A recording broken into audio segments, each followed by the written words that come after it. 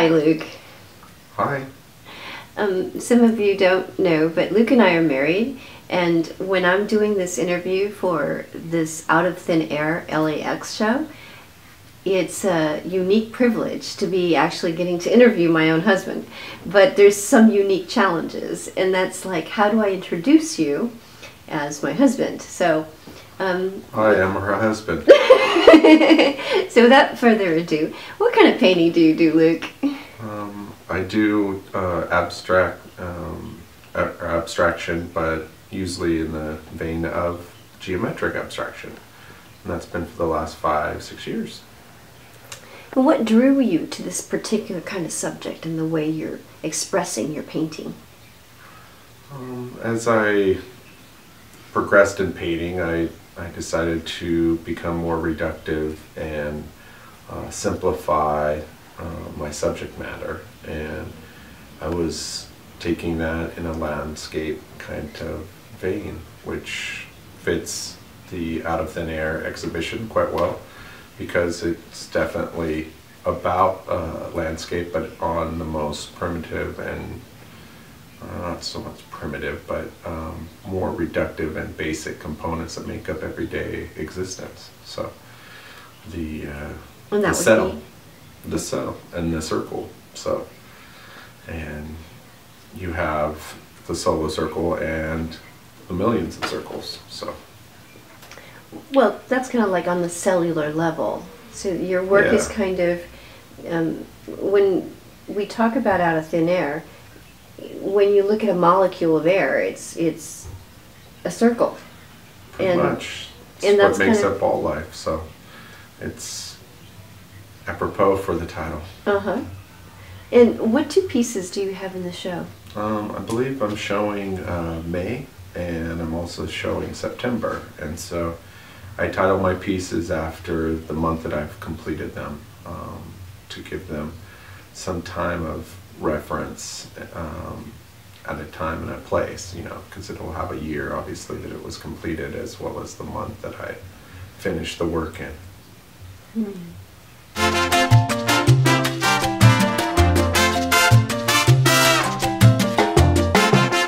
Where do you practice your art? My studio is located in Inglewood, California, so it's very close to the airport, probably about 5 miles, and so air flight and travel are very well known here at the house. Like, do you get airplanes flying overhead? Just a few times. Do they rattle the windows? Yes, they do, and at night it's good when the big, huge jets come in, because then the whole house shakes a little. So you do have that vibration of everyday existence happening, which probably is landing in the painting somehow.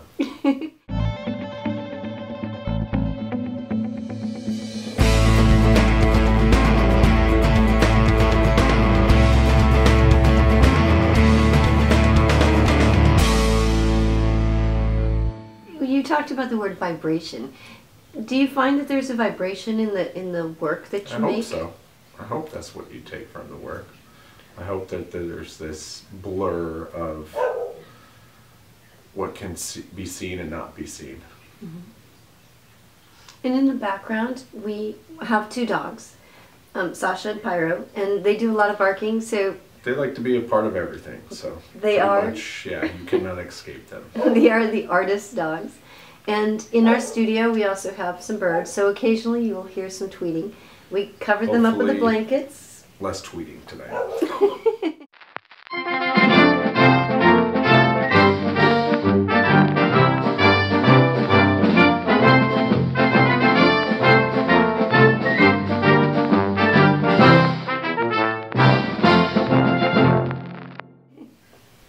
So how did you wind up going to art school?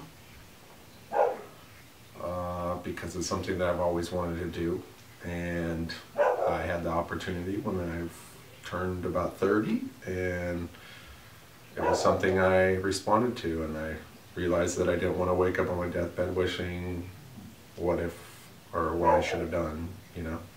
And so I took advantage of an opportunity that I could not say no to.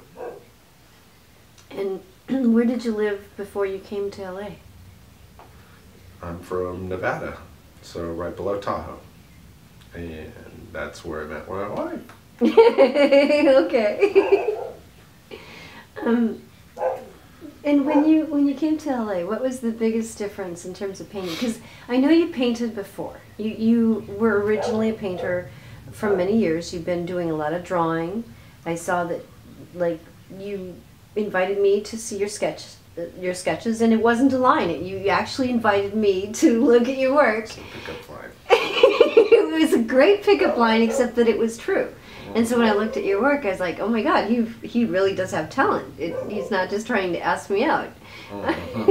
So when you started to be serious about your work, how did the environment that you live in Los Angeles affect you to be able to create what you're creating now? Because there was an evolution. Well, there's this clash that happens in LA that doesn't happen anywhere else, and it's this, technology and construction and meets, the land, and neither one is one, and that's one of the best things about LA. Plus, I have to say, the smog and everything that people complain about, I kind of appreciate, because it makes this gray that just doesn't happen any other place. So you started doing landscapes really early, like around 2002, 2003, and you were doing landscapes of the Los Angeles basin. Yeah, a little after that, but yeah. What kind of subjects did you like to focus on? Open landscape, more urban settings, bars, so on.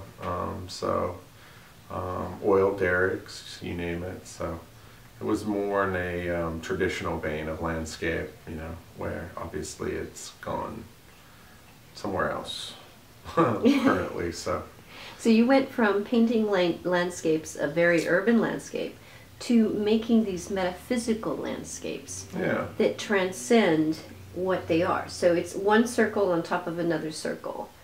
And when do you know that your painting is finished? Usually when I have a set objective to hit, and when I've done that objective, that's when the work is complete. So it's parameters that I set up and put to myself beforehand generally, so I already know where I'm going before I begin. Is process really important to you? It's very important to me, as it becomes almost like writing to me. So in that way, it is speaking about drawing, writing, and painting all at once. So these circles are more than just painted. Now, what kind of size paintbrush do you use? I use a very, very small, an eyeliner brush. It's a 20 below a 0, so it's a very small brush. Do you go through them very quickly, or do you have they a brush? wear out very fast. Well, like how many months does it take you to make a painting like this? Usually between 3 to 6 months for a large work, something like this. And a piece like this, like I'm going to pan out, and a piece like this took you how many? This was about 3-4 months worth of work. So 3-4 months. Yeah. And do you select your color schemes to be kind of like a something that you've already planned out? And how do you select the color scheme? I mean, obviously, before I start, I already put some thought into what I'm going to do, and I seem to work well with one color, so that's something that I do enjoy, and I think I do them well. So. Do you blend your own colors? Oh, of course, yeah. Everything is mixed daily before it's even put on the canvas, so it's constantly alternating, I guess, from one batch of mixed paint to the next. Mm-hmm. So yes, everything is completely unique to it. So. What are some of your influences at Otis College of Art and Design? Some of your professors that you worked with?